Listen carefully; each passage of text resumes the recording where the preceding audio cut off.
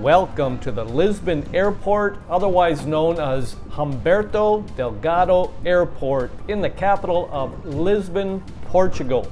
Purpose of this video is to show you around. We are going to get off the plane, get on a little bus here into the terminal, and then what we're going to do is go through security. I'll show you the 3 steps and how to get there, and then we will get our bags. And if you have any questions, pop them in the comment section. I'll get back to you as soon as possible.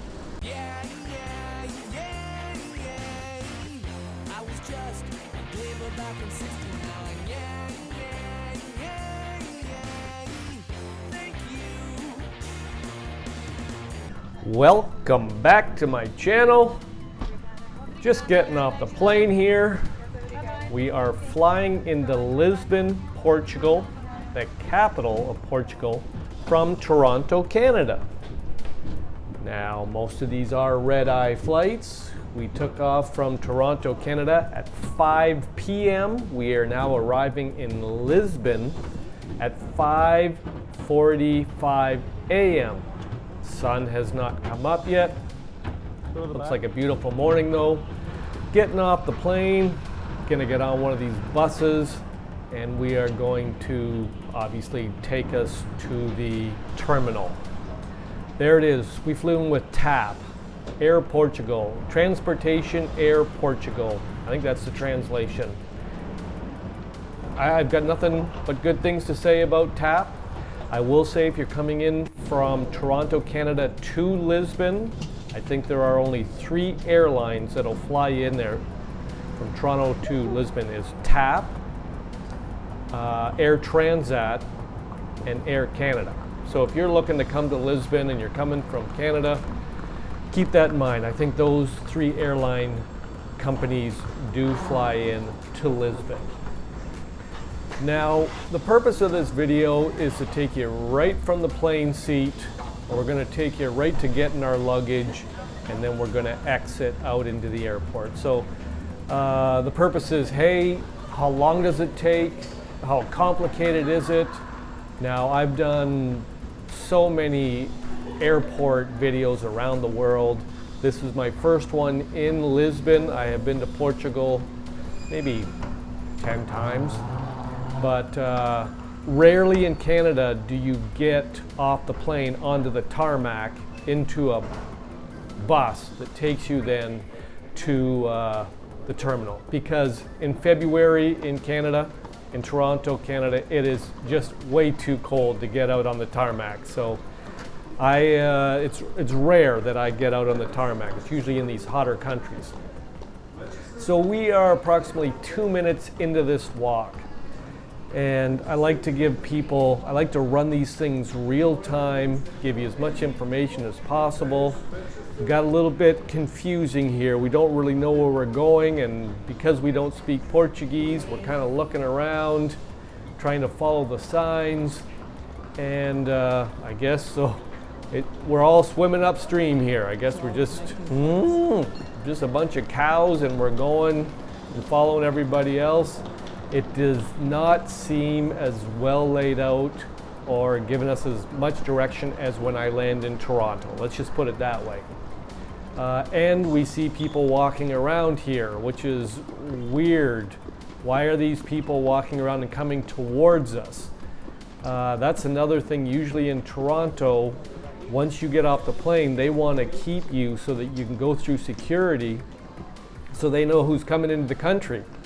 Now, we are not from Europe, we are not from the Schengen.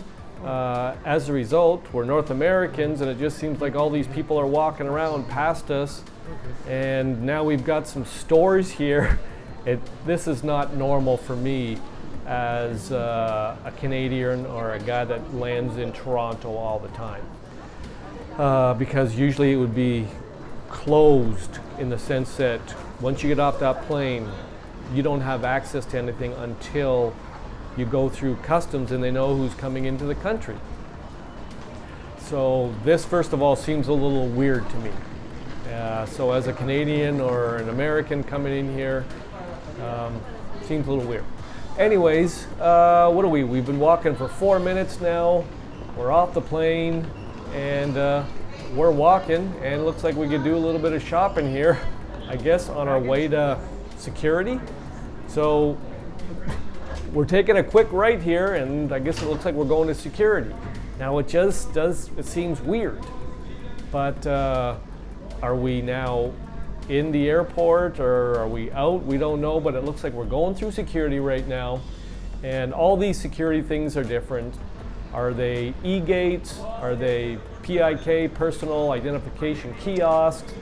Are we going to get old school where we get a person that's stamping our passport? What's going on here? So this is why I show you the videos. Well, it looks like number 2 on the right is for all for the Europeans, and on the left here we have, I think, New Zealanders, Canadians, Americans, Japanese, British, and somebody else. So I'm a Canadian.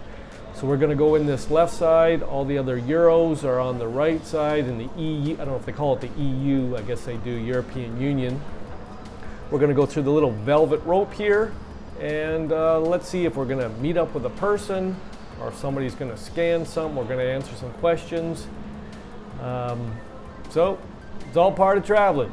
You just never know what's going on. It looks like a whole bunch of people here are bottlenecking. They don't really know what to do. And every day is different. Every airport is different. Every security clearance seems to be different.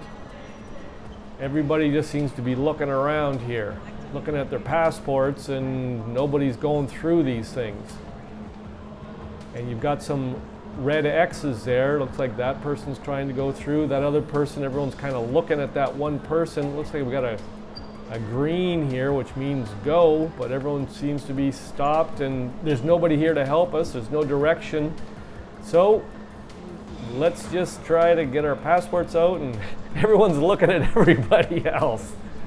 You gotta start slapping your passport, I guess, down on one of these things. So it looks like they slap their passport down, something opens, they go to the next there. You can see that lady in there with kind of the pink colored top. I think she's getting her picture taken or something. And let's see if she's gonna go through there. Now we got my other half, she's popping her passport down. Well, it looks like, okay, so now she's going on to the next thing. And I think that you just look into that, takes your picture, and then hopefully she gets through there. And I guess I can't put my passport down. You have to take off your hat, looks like, and your glasses. Get a picture. And everybody seems a little dumbfounded here. So just kind of waiting this out. Hopefully a camera takes a picture of her and she gets the okay to go. Now that person just went through there. Okay, she's gone through. So I'll slap my passport down here, I guess, and then hopefully these doors open for me and I will go in and get my picture taken and then get through it. I wonder, am I through security then? Don't know. That's why I do these videos. Somebody just took a picture there. So remove before scan, glasses, hat. Okay, took my picture, got my passport out here. And now it looks like I'm going to a physical person and they're going to stamp it. Now, going into the Schengen, just so you know, I think you're only allowed 90 days within 180 days. So they know we're coming in from North America. We've got 90 days where we can be in the Schengen. That's all these European countries in the next 180 days.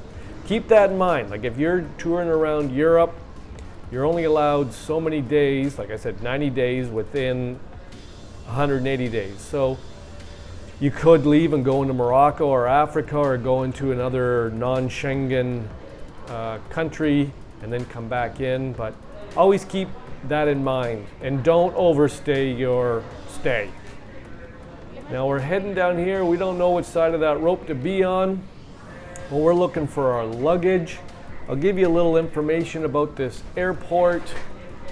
It's called the Lisbon Airport, but I think the formal name is Humberto Delgado Airport. International airport located 7 kilometers northeast of Lisbon, Lisbon, Portugal.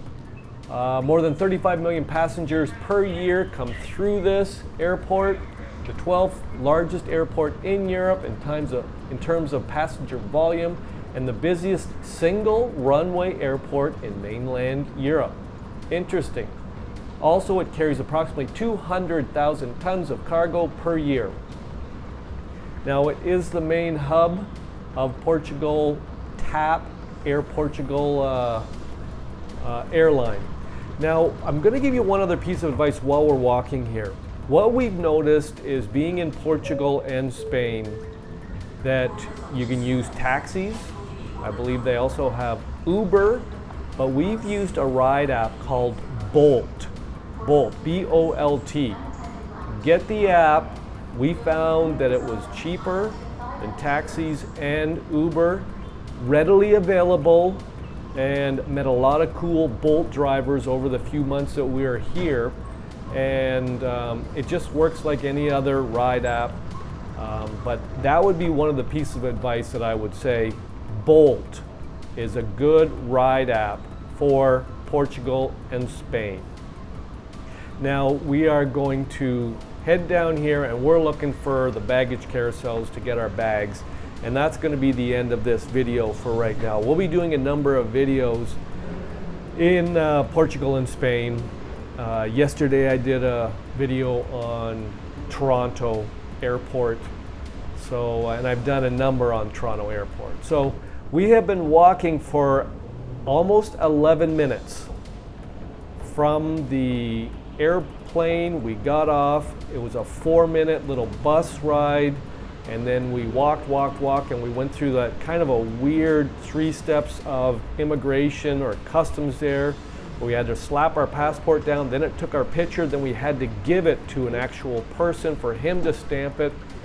So this video is about, hey, what are the expectations if you're coming to the Lisbon airport? We've been walking in real time. It's been 11 or 12 minutes. We're gonna come down here to our baggage carousel and we're gonna get our baggage. If you have any questions about this process, pop it in the comments section. I'll get back to you. You can see on the board there where our carousel is. We are gonna head over. There's the first bag.